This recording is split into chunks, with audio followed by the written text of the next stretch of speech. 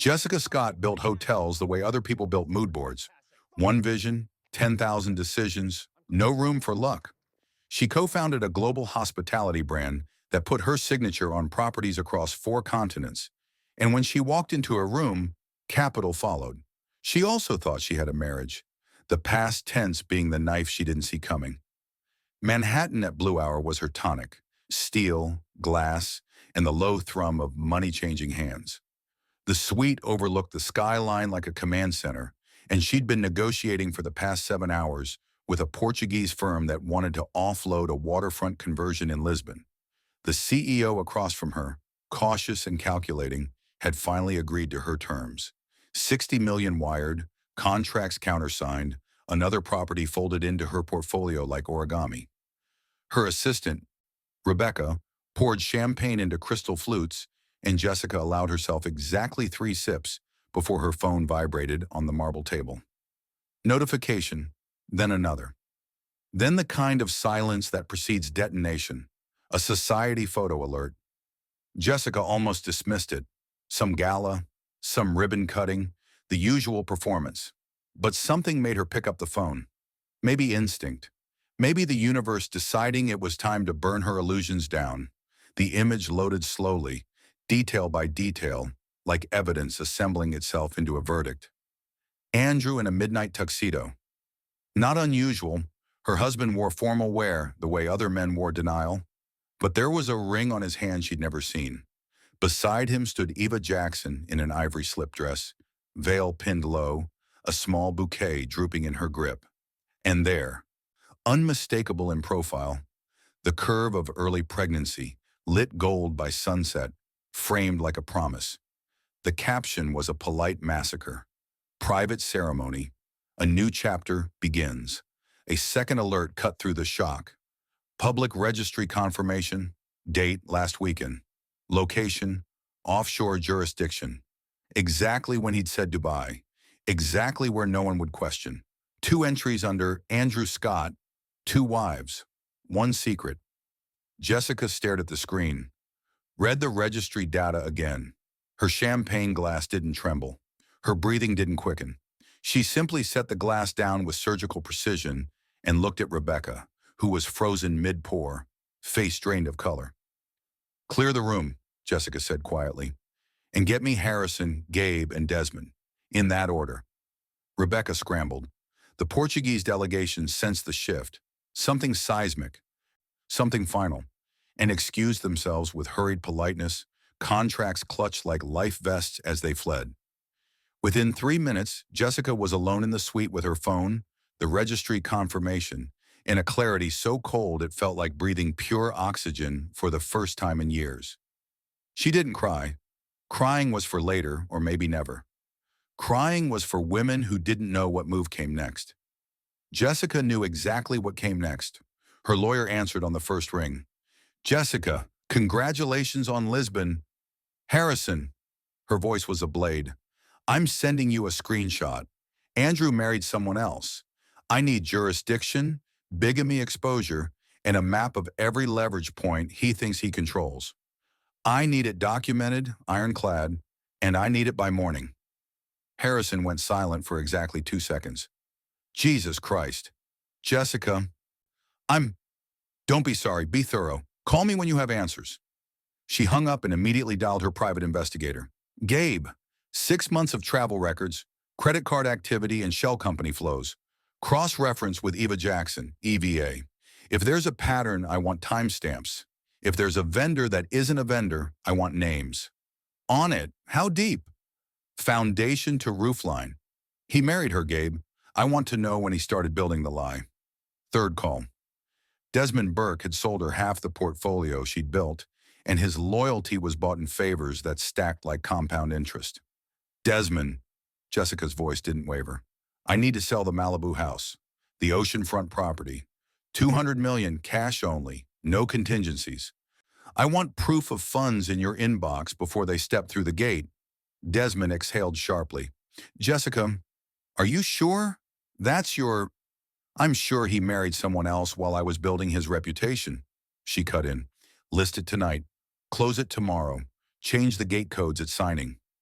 A pause, then, understood. I'll have offers by dawn.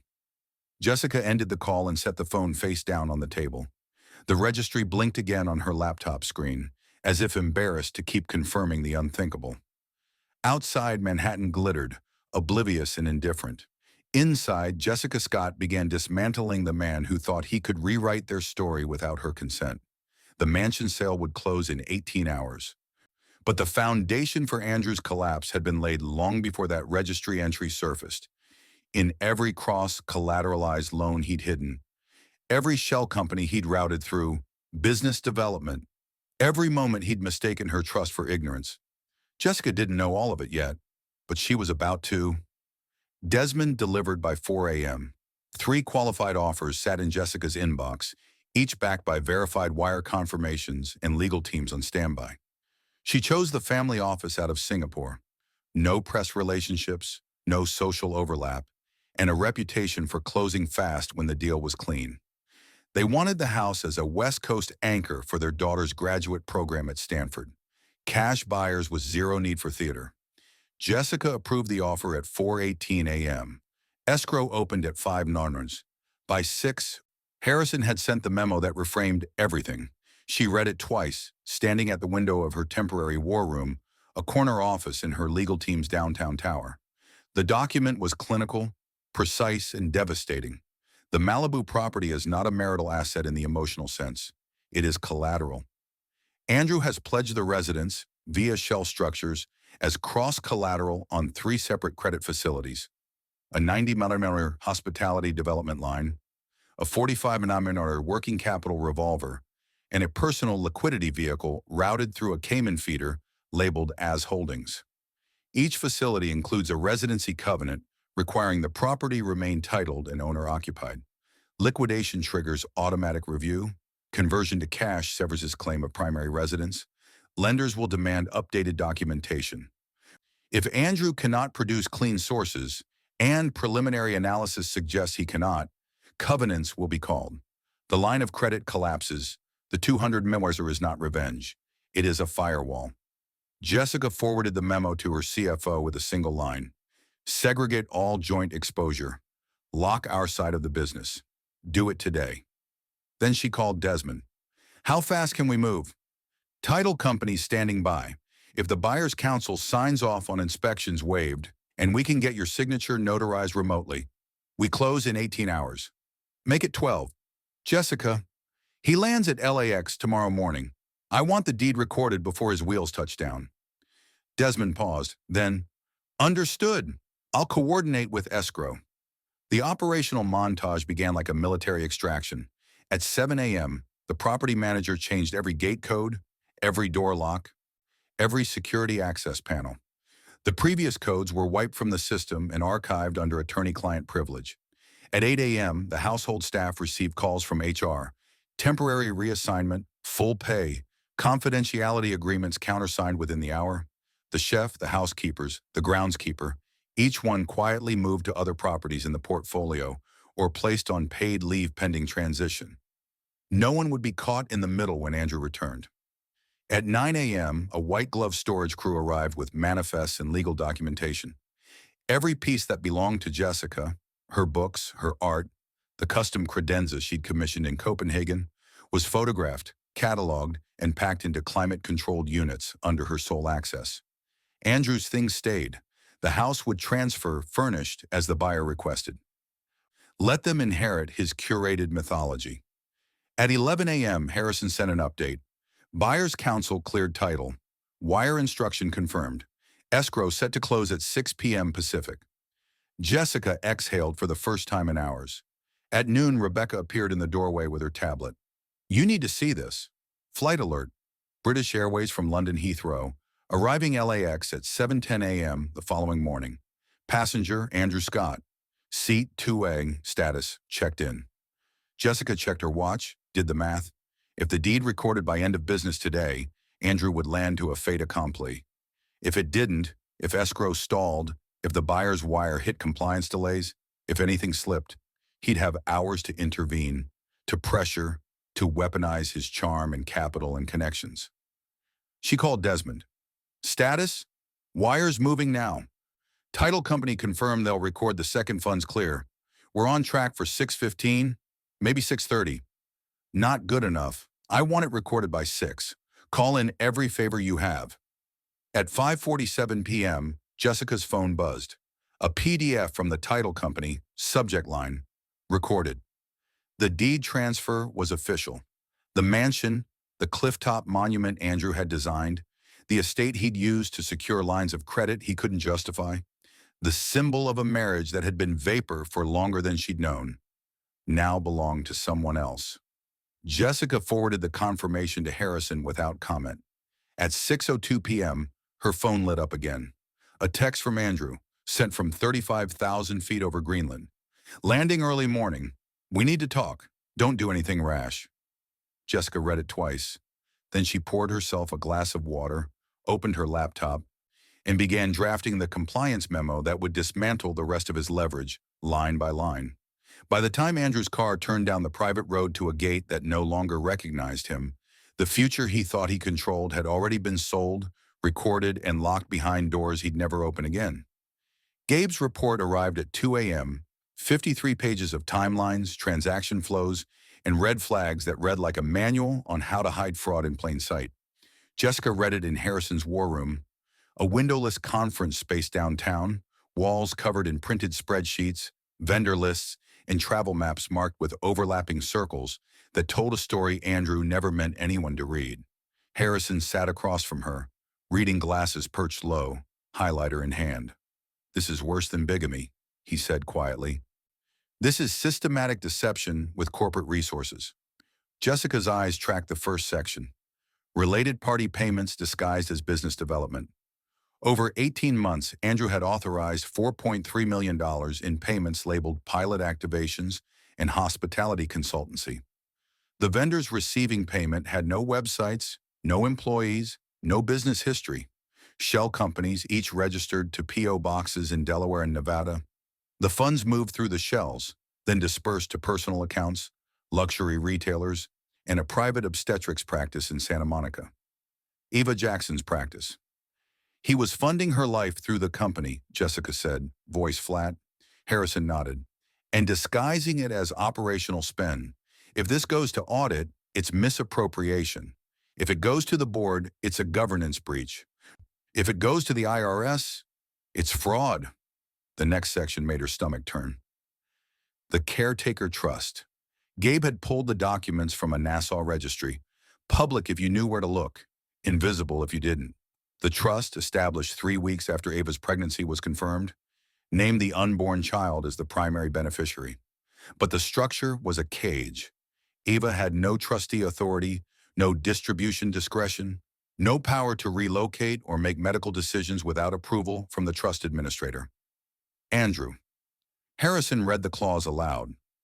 "Beneficiary's guardian shall maintain primary residence in a property approved by the administrator and shall submit quarterly accountings of expenditures related to the minor's welfare." He built a legal prison with a nursery. Jessica stared at the document. She can't leave.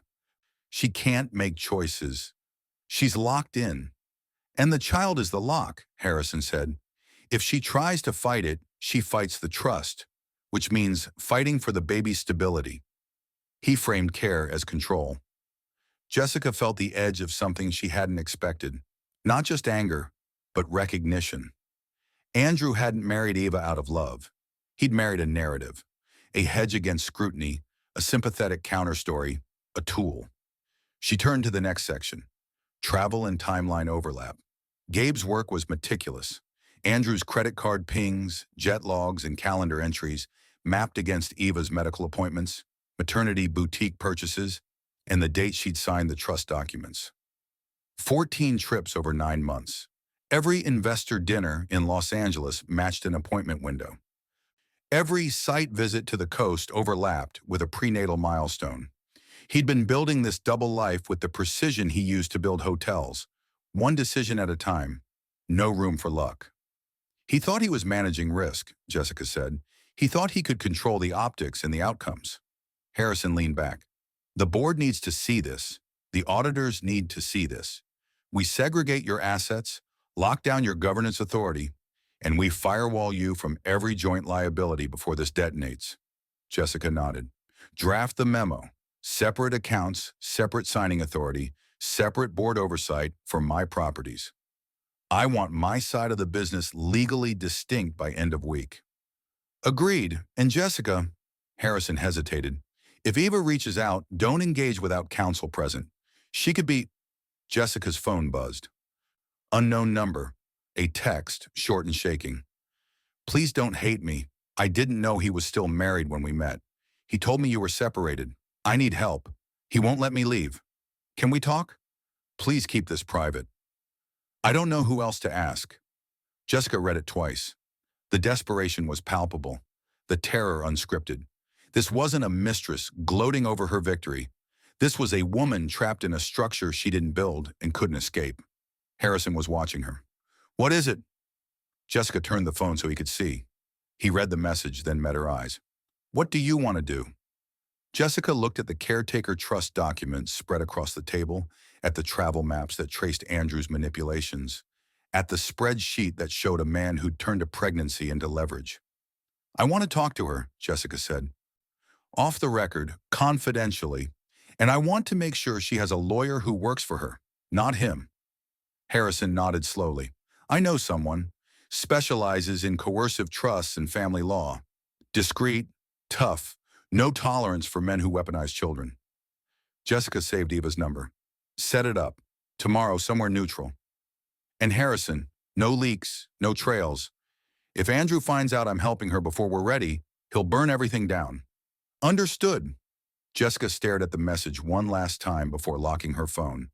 Two women, one man's architecture of control, and a choice Jessica hadn't expected to make.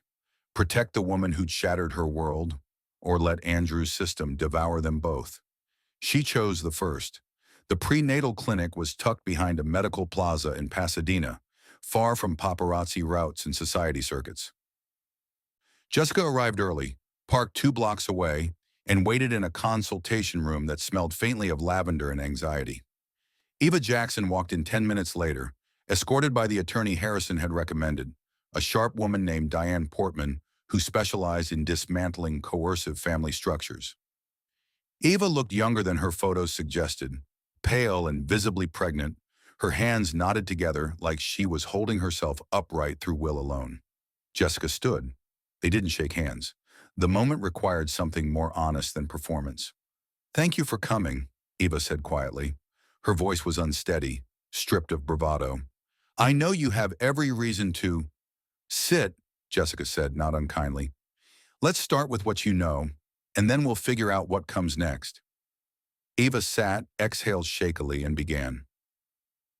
The story came in fragments, each one harder than the last. Andrew had approached her 18 months ago at a hospitality conference in Los Angeles. She was a junior event coordinator. He was a keynote speaker. He'd been charming, attentive, interested in her work. He told her his marriage had been over for years.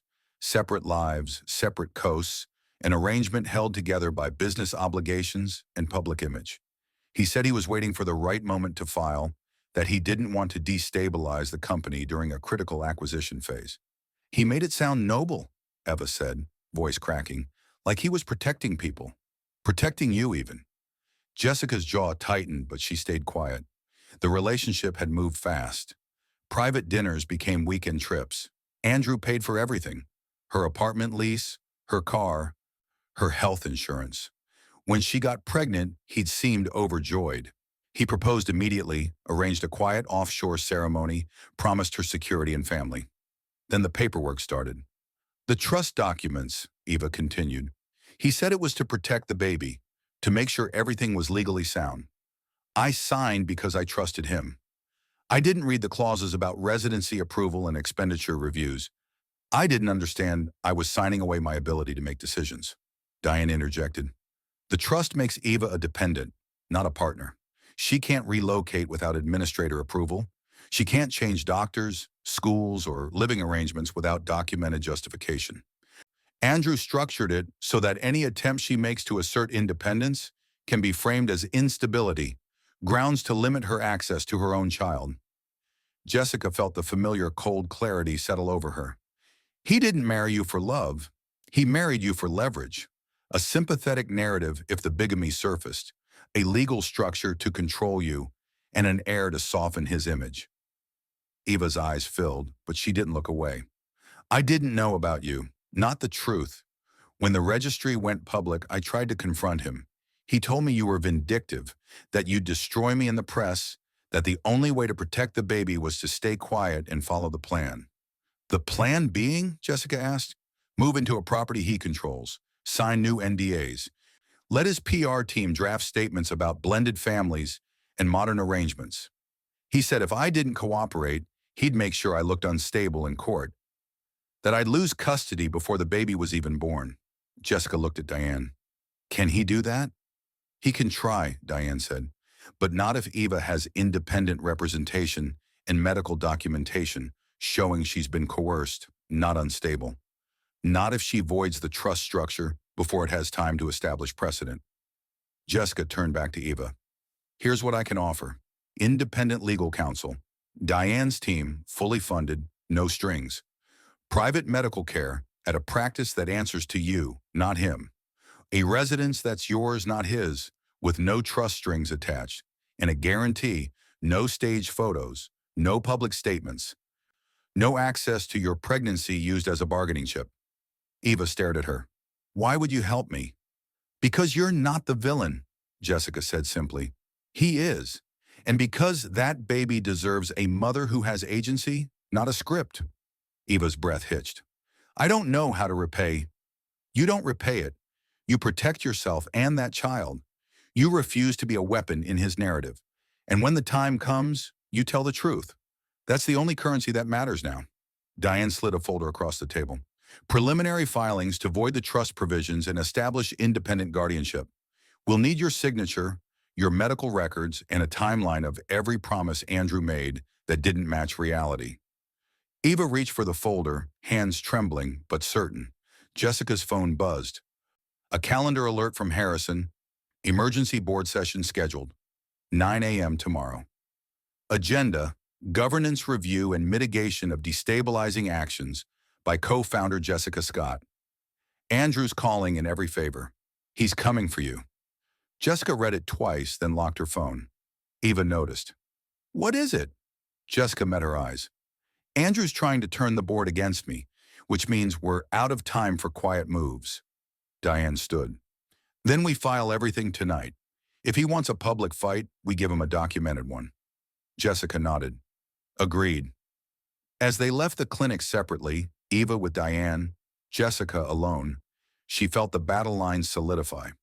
Andrew thought he could spin this, control the narrative, censure her for instability while his fraud stayed buried. He was wrong. By morning, the board would have a choice, his performance or her evidence. Jessica intended to make that choice easy. Andrew's car turned onto the private coastal road at 8:47 a.m., 3 hours after his flight landed. He'd ignored Jessica's calls, dismissed her texts, and spent the drive from LAX rehearsing his response. Controlled, measured. The steady hand that had built empires wouldn't be rattled by a spouse's emotional reaction to complicated circumstances. He'd remind her of their partnership, their shared interests, the decades they'd built together. He'd offer counseling, time, discretion. He'd offer everything except the truth. The gate came into view, 10 feet of brushed steel set into stone pillars, the ocean crashing white beyond the property line. Andrew pressed the code into the keypad. 6 digits he'd programmed himself when they'd installed the system. The panel blinked red. Access denied. He frowned, tried again. Same result. A voice crackled through the intercom. Can I help you? Andrew leaned toward the speaker. This is Andrew Scott. I live here. The code isn't working. A pause, then, Sir, this property is under new ownership as of yesterday evening. If you're here for a delivery or service call, I'll need documentation. The words landed like a foreign language. New ownership? That's impossible. This is my house. Sir, the deed transferred and recorded at 6:08 p.m. Pacific yesterday. The residence was sold to a private family office. I'm going to need you to back your vehicle out of the drive. Andrew's hands tightened on the steering wheel. Get Jessica Scott on the line, now. Sir, I don't have that name on my contact list. Please reverse your vehicle or I'll need to call local authorities. Behind the gate, motion, a moving truck backed into the circular drive. Workers carried furniture, modern pieces, neutral tones, nothing Andrew recognized. Through the floor-to-ceiling windows, he caught glimpses of the new owners, a couple in their 50s, a younger woman who might be their daughter, all of them laughing as they directed placement of a sofa in the great room. His great room. Andrew threw the car into park and stepped out. Open this gate. I don't care what paperwork you have. This is a mistake. That house is mine. The security guard, visible now through the gate's camera panel, didn't move. Sir, the title is recorded and clear. The property sold in a legitimate transaction. If you believe there's been an error, you'll need to take it up with your legal team. I'm asking you one more time to leave the premises. Do you know who I am? Yes, sir. You're someone who no longer has access to this property. From inside the house, more laughter. A child's voice, excited, high-pitched, echoed through open doors. The sound of a family moving in, claiming space, unaware of the man outside the gate, who'd once stood in that exact spot and believed he controlled everything the light touched. Andrew stood frozen, fury and disbelief warring across his face. The camera embedded in the gate's intercom system captured it all. The clenched jaw, the whitening knuckles. The moment a man who'd built his reputation on control realized he'd been outmaneuvered by the woman he'd underestimated. He got back in his car and reversed down the drive, tires spitting gravel. The lobby camera caught him 4 hours later. Andrew had gone to the downtown office, his fallback, his territory. But the key card reader denied him access to the executive floor.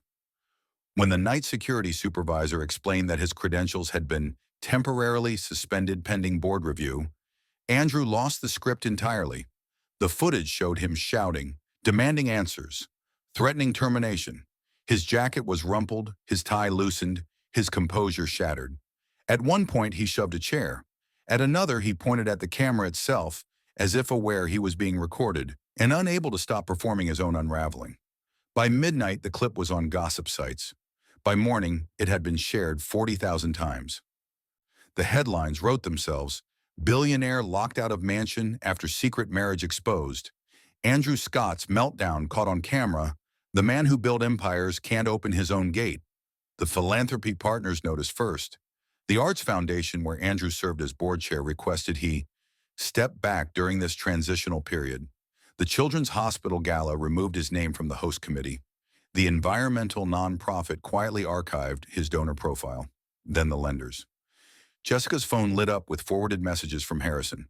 3 separate credit facilities requesting updated personal financial disclosures and clarification on recent asset disposition. The mansion sale had triggered covenant reviews. The video had triggered reputation clauses. Andrew's access to capital was freezing in real time. At 11:23 a.m., Jessica's calendar pinged with an update. Board emergency session moved to today, 3 p.m. Attendees, full board, general counsel, outside compliance advisor. Agenda, governance review, fiduciary obligations, and immediate action items. Rebecca appeared in the doorway. Did you see? I saw, Jessica said, closing her laptop. Tell Harrison I'm ready, and make sure compliance has the full forensic packet. Rebecca nodded and disappeared. Jessica stood, straightened her blazer, and allowed herself one moment to picture Andrew at that gate. Locked out, powerless, recorded. It wasn't revenge. It was consequence. And the board was about to decide whose version of reality would survive. The boardroom was glass and silence. Floor-to-ceiling windows overlooking the city, a table that seated 14, and an atmosphere so tense it felt pressurized. Jessica arrived at 2:55 p.m. with Harrison and a compliance advisor named Harold Barker, whose reputation for dismantling corporate fraud made general counsel nervous just being in the same room. She set a single folder on the table in front of her seat and waited. Andrew walked in at 2:58, flanked by 2 board allies, Richard Drummond and Patricia Vale, both investors who'd backed his expansion plays for years. He looked composed, freshly shaved, wearing the kind of calm that came from years of controlling rooms like this. The board chair, Eleanor Vance, called the meeting to order at 3 North sharp. We're here to address governance concerns and recent events that have created reputational and operational risk for the company.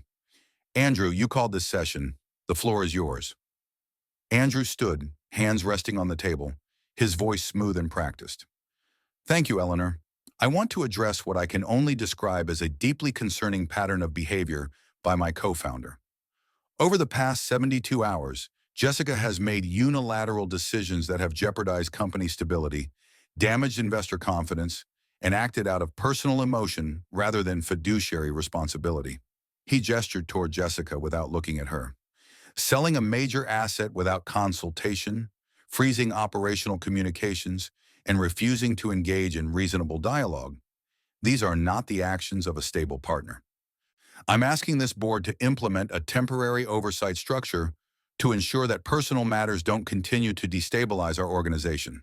Patricia Vale nodded sympathetically. Richard Drummond made a note. Eleanor turned to Jessica.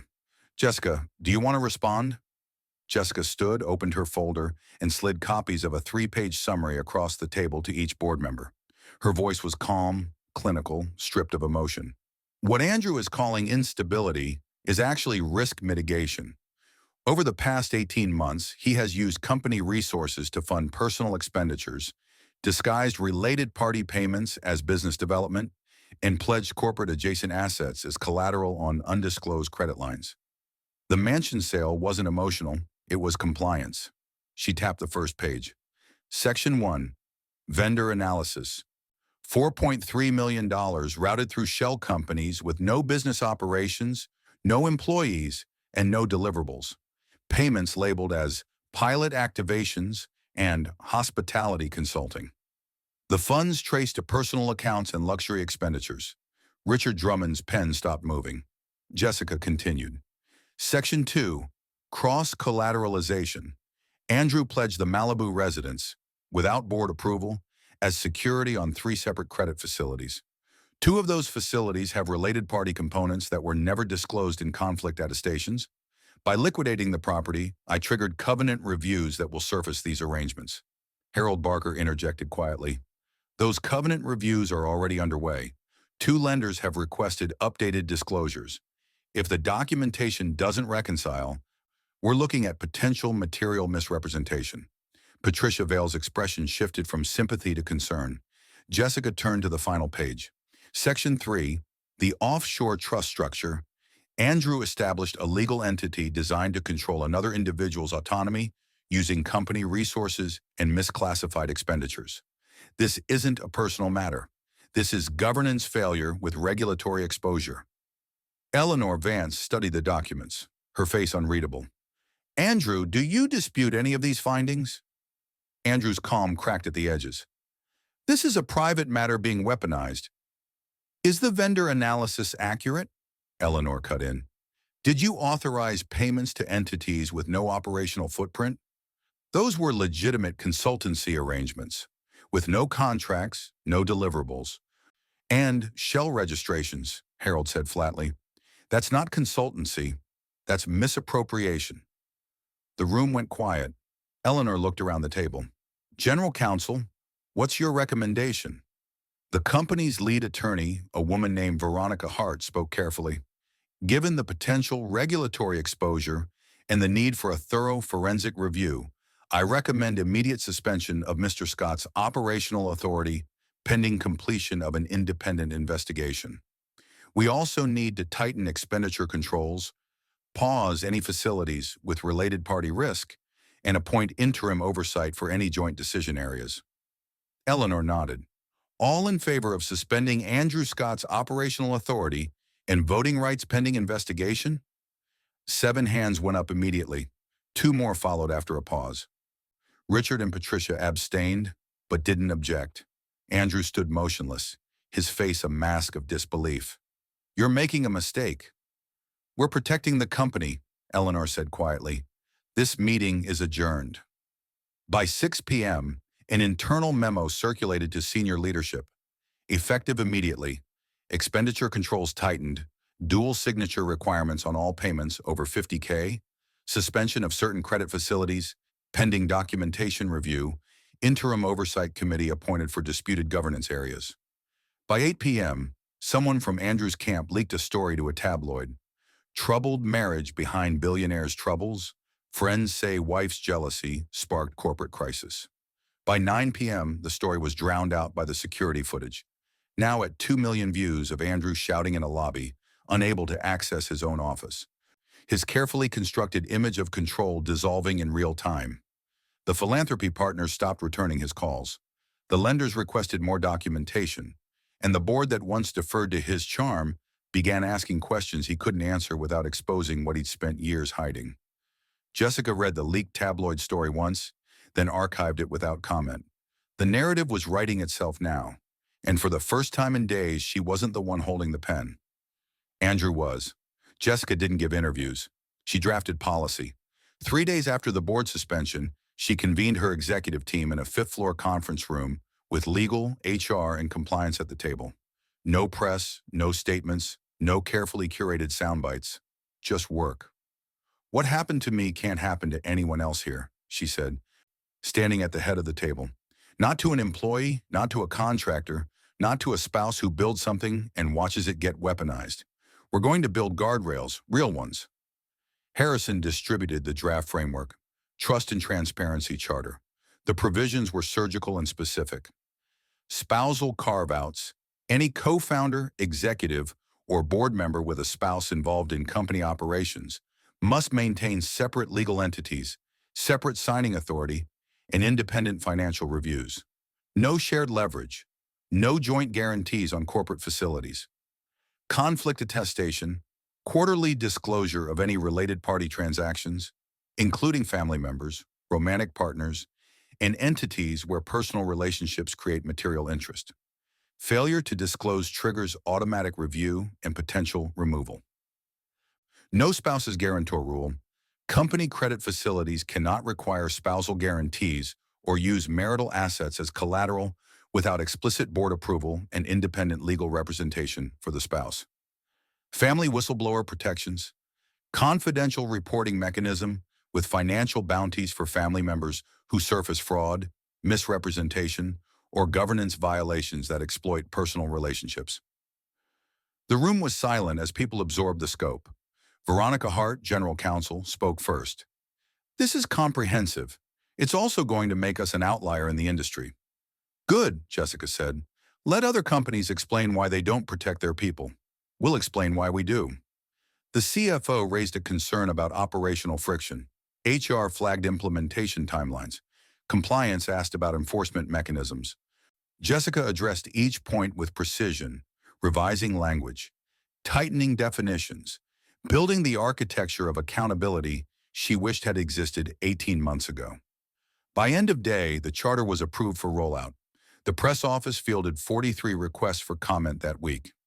Reporters wanted Jessica's perspective on the scandal, her feelings about Andrew, her side of the story. Every request received the same response. "Mrs. Scott is focused on governance reforms and company operations. Please see attached Trust and Transparency Charter. No quotes, no tears, no performance, just a 10-page policy document that spoke louder than any soundbite could." The second initiative launched quietly, almost invisibly. Jessica funded it through a private foundation structure, naming it the Scott Initiative, with a mandate that had nothing to do with revenge and everything to do with repair. Financial education and asset protection for women navigating marriage, divorce, or partnership dissolution. The pilot program offered free workshops in 3 cities: contract law basics, prenuptial agreement negotiation, cap table literacy, and trust structure transparency. Attorneys volunteered. Financial planners donated time. Women showed up, dozens at first, then hundreds, seeking knowledge that could prevent what Jessica had survived. She didn't attend the sessions. She didn't speak at them. She funded them, structured them, and let the work speak for itself. A reporter from a business journal eventually found the initiative and requested an interview. Jessica declined but provided a written statement. "Financial autonomy isn't about mistrust. It's about dignity. Every person who builds something deserves to understand and protect what they've created. The Scott Initiative exists to ensure knowledge isn't a luxury. It's a foundation." The quote ran without fanfare. The initiative kept growing. Rebecca found Jessica in her office late on a Friday, reviewing quarterly reports with the kind of focus that had built her career. "There's an issue at the Coral Bay property," Rebecca said. "Storm damage from last week. The structural engineer says we need immediate remediation or we're looking at full closure for the season." Jessica looked up. "How bad?" "Foundation erosion, water intrusion, potential mold risk. The engineer recommended a specialist, someone who handles coastal restoration and environmental stabilization. Do we have someone on retainer?" Rebecca shook her head. "The team suggested Mateo Reed. He's based out of San Diego, works on sustainable remediation projects. Reputation for being brilliant but intense. Doesn't do corporate politics, just gets the work done." Jessica closed the report. "Get him on the phone. If the property's compromised, we fix it right. I don't care if he's intense." "Already scheduled. He's flying out Monday to assess the site, wants to walk the property before he commits to the project." Jessica nodded. "I'll meet him there." Rebecca hesitated. "You don't usually do site visits for remediation." "I know," Jessica said quietly, looking out at the city lights, "but I need to see something being repaired, even if it's just a building." By Monday morning, Jessica was standing on wind-battered coastline, watching waves hammer a resort that had once been pristine and was now fractured by nature's indifference. A truck pulled into the gravel lot. A man stepped out, mid-30s, work boots, a weathered jacket, and a direct gaze that didn't soften when he recognized her. Mateo Reed didn't introduce himself with deference or charm. He walked straight to the damaged foundation, knelt, and started taking notes. Jessica watched him work, aware that something in her world was about to shift again. This time, not with destruction, with repair. Mateo Reed didn't waste time on pleasantries. He spent the first hour walking the perimeter of the damaged resort, taking soil samples, photographing fracture patterns, and documenting water intrusion points with the kind of focus that made conversation feel like an interruption. Jessica followed at a distance, watching him work. When he finally spoke, it wasn't to her, it was into a voice recorder, cataloging observations in shorthand that sounded like poetry written by an engineer. "North foundation, lateral erosion, 18 inches, root infiltration secondary, storm surge exceeded design parameters.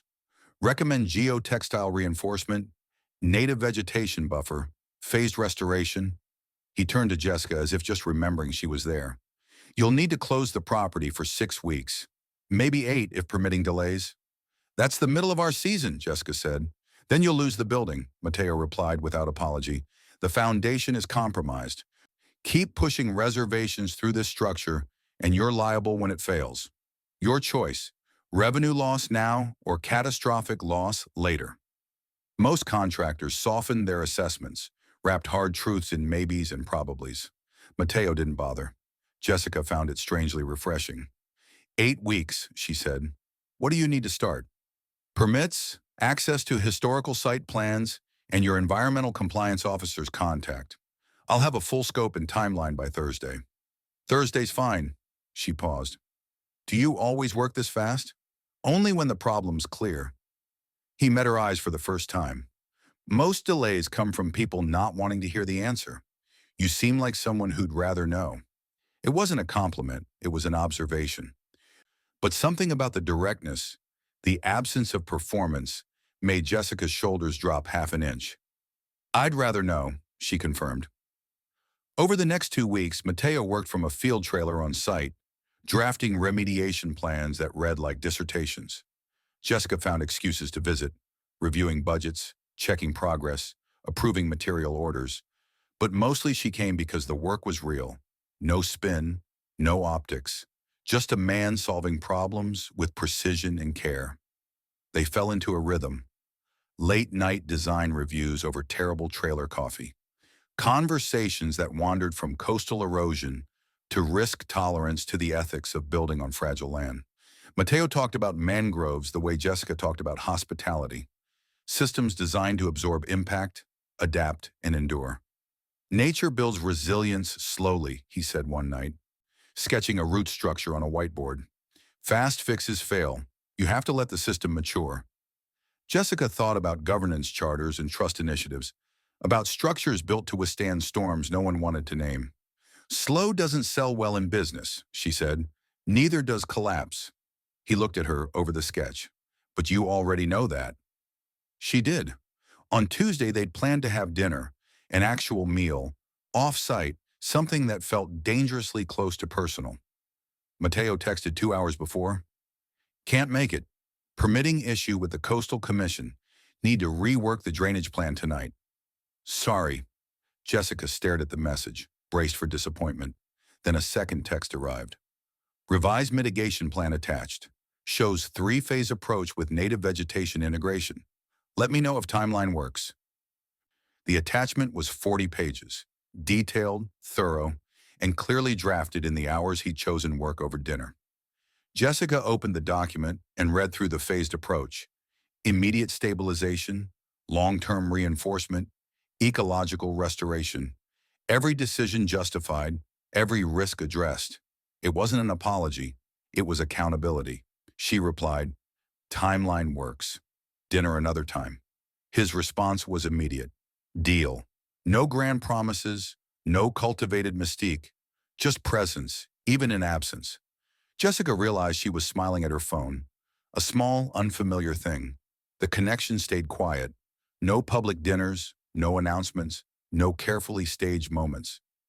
Just conversations in field trailers and the slow recognition that trust wasn't built in declarations.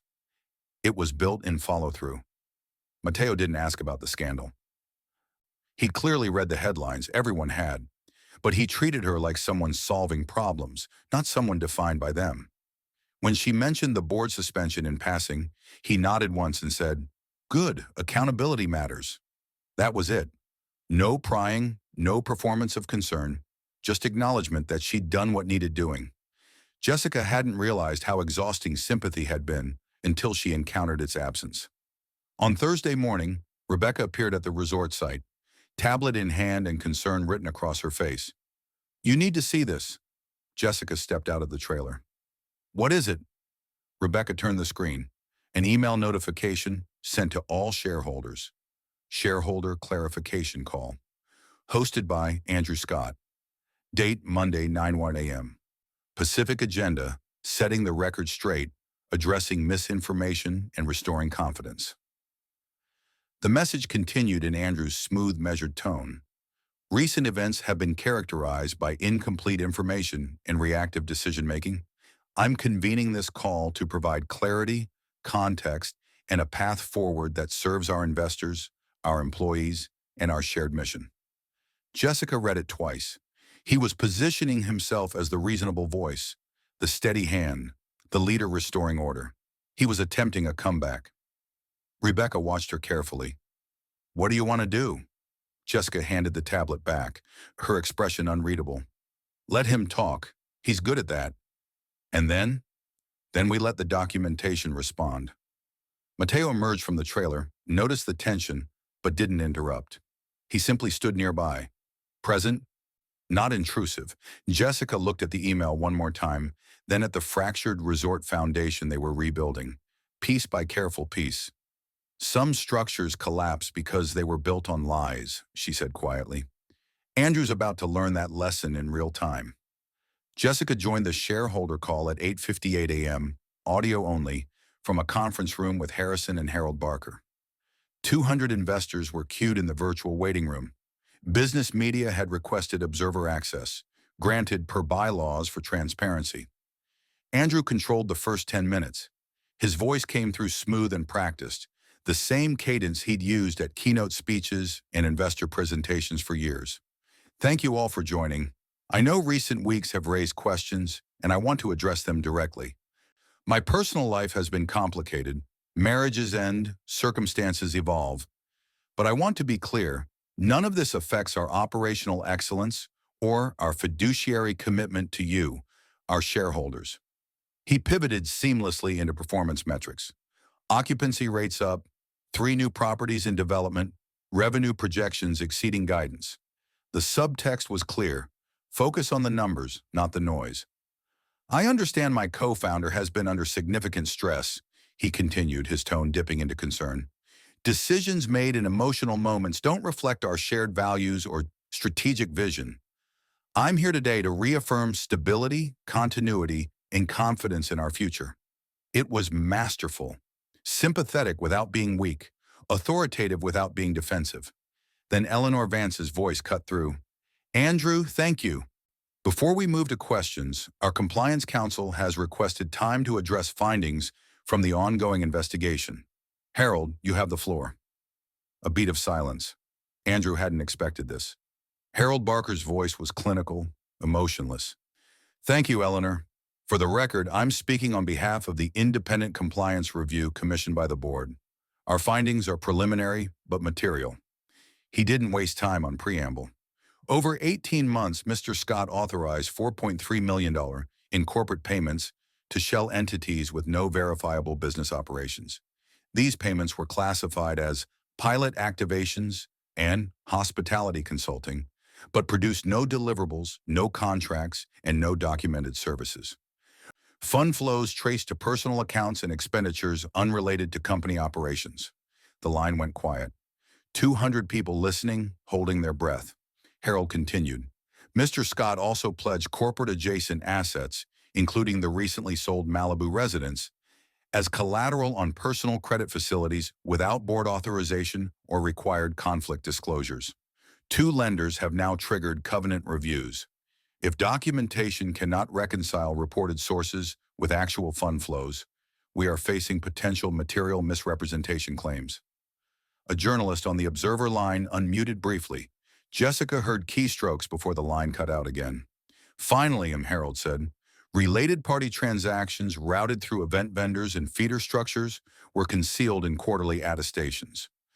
The omissions constitute governance violations and potential fraud risk. Our recommendation to the board was suspension of operational authority pending full investigation. That suspension remains in effect. Eleanor spoke into the stunned silence. Andrew, do you wish to respond? Andrew's voice, when it came, had lost its polish. These findings are taken out of context. Every payment was vetted by finance. Every facility was structured by counsel. This is a selective interpretation designed to... Mr. Scott, Harold interrupted, were the shell entities disclosed in your conflict attestations? Silence. Did you obtain board approval before pledging the residence as collateral? More silence. Were the related party flows reported in your quarterly disclosures? This is a witch hunt, Andrew said finally, his voice tight. Eleanor's response was immediate. This call is adjourned. Trading will be halted pending guidance from compliance. Andrew, your voting rights are formally suspended until the investigation concludes. All shareholders will receive a follow-up memo within 24 hours. The line disconnected. Jessica's phone buzzed 30 minutes later. A text from Andrew, 8 paragraphs long, formatted like a statement. Jessica, I hope you can see past this moment and recognize what we built together. For the sake of the company, for the people who depend on us, and yes, for the child who deserves stability and not scandal, I'm asking you to consider mediation. We can resolve this privately, preserve the brand, and protect everyone involved. I made mistakes. I own that. But destroying what we created doesn't serve anyone. Let's find a path forward that honors our shared legacy. It read like a press release. Polished, strategic, designed for an audience. Jessica read it once, then set her phone down without responding. Harrison glanced at her. He's trying to reframe. Let him try, Jessica said quietly. Documentation doesn't negotiate. 3 days later, a courier delivered an envelope to Jessica's office. No company logo, no return address. Just her name in handwriting that looked unsteady, almost unfamiliar. Inside, a single handwritten letter on plain paper. Rebecca brought it to her, unopened. This just came. It's from Andrew. Jessica stared at the envelope, its absence of performance notable. No letterhead, no lawyers, no spin. Just paper, ink, and whatever truth, or performance of truth, Andrew had left to offer. She opened it slowly, aware that this moment marked something shifting. The question was whether it shifted toward accountability or deeper manipulation. She began to read. The letter was 3 pages, handwritten in Andrew's usually confident script. Now uneven, sometimes pressed hard enough to indent the page beneath. Jessica, I won't insult you with apologies that can't repair what I broke, but I owe you the truth, even if it's late. I didn't marry Ava because I loved her. I married a narrative, a hedge against exposure, a sympathetic story if the structure collapsed, an heir to soften my image and secure leverage in negotiations I thought I could control. I used company resources. I routed payments through Richard Drummond's vendor network and Patricia Vale's event consulting firm. Both were aware. I pledged assets without disclosure because I believed I was managing risk, not creating it. I was wrong. About the risk, about the control, about everything that mattered. I'm waiving privacy protections for the auditors. They can follow the money, name the accomplices, document every decision I justified with ambition and hid with arrogance. This won't fix us, but maybe it finishes the lies. Jessica read it twice, then filed it with her legal team. She didn't call him, didn't craft a response weighing absolution against accountability. She drafted a single sentence and released it through the company's compliance office. For the sake of our industry and our families, facts must finish what story started. No interviews followed, no public reconciliation or condemnation. Just documentation moving through auditors' hands while Jessica turned her attention to what could still be built. 2 weeks later, Eva's legal team finalized a guardian structure that named her as sole decision-maker for her child, with independent trustees, no residency restrictions, and medical autonomy protected by court order. Andrew's caretaker trust was voided. His attempts to stage a paparazzi reconciliation were met with silence and closed doors. Eva chose a small apartment near the ocean, furnished simply, filled with books on early childhood development and prenatal nutrition. When Jessica visited to confirm the legal protections were holding, Eva met her at the door with tea and gratitude that didn't require performance. "I'm naming her Sophia," Eva said quietly, one hand resting on her abdomen. "It means wisdom. I want her to grow up knowing the difference between promises and truth." Jessica nodded. "She'll have that. You made sure of it." They didn't become friends. Too much history, too much damage in the foundation. But they became something rarer. Two women who refused to let one man's architecture define their futures. The Scott Initiative expanded to 8 cities by fall. The training floor in downtown Los Angeles filled twice weekly with women learning contract terminology, cap table structures, and asset protection strategies. No one asked them why they were there. The curriculum assumed knowledge was a right, not a confession. Jessica visited once, standing in the back while an attorney explained prenuptial negotiation tactics. She watched women take notes, ask questions, claim space in systems designed to obscure rather than illuminate. This, she thought, was the answer to betrayal, not revenge, infrastructure. At the coastal resort, Mateo's remediation work entered its final phase. The foundation was reinforced, the drainage systems rebuilt, and a mangrove buffer planted along the erosion line, native vegetation that would take years to mature, but decades to fail. Jessica stood with him on the shoreline one evening, watching the sunset paint the water golden pink. "Mangroves blunt storm surge by absorbing impact gradually," Mateo explained, sketching the root structure in the sand with a stick. "They don't stop the storm. They make the coast resilient enough to survive it." Jessica looked at the young plants, barely visible above the tide line. "How long until they're strong enough to matter?" 3 years for initial stability, 10 for full protection." He glanced at her. "Nature doesn't rush repair." She thought about governance charters taking root in corporate culture, women learning to protect assets they'd spent lifetimes building, a child who would grow up with autonomy her father tried to deny. "No," Jessica said quietly. "It doesn't." Mateo pointed to a section of beach where the vegetation was already taking hold. "Want to sketch out the community fund proposal?" "I brought the erosion maps." Jessica smiled. Small, real, earned. "Let's work." The scandal became a footnote. Andrew settled quietly with auditors, cooperated with investigators, and disappeared from the circuits that once celebrated him. The board restructured. The company implemented the Trust and Transparency Charter across all divisions, and on a training floor in Los Angeles, in a prenatal clinic waiting room where Eva read parenting books, and laughed softly at something on her phone. On a wind-battered coastline where native plants learned to hold sand against storms, Jessica Scott's legacy grew. Not as the woman betrayed, as the woman who built guardrails so others wouldn't have to survive what she did. The mansion was gone. The marriage was gone. The man who thought he could rewrite their story without consequence was gone. But the work, the policy, the protection, the slow architecture of systems designed to endure remained. And that, Jessica decided, was wealth no one could steal. Thank you for watching the Penthouse Diaries. Subscribe for more stories of triumph over adversity.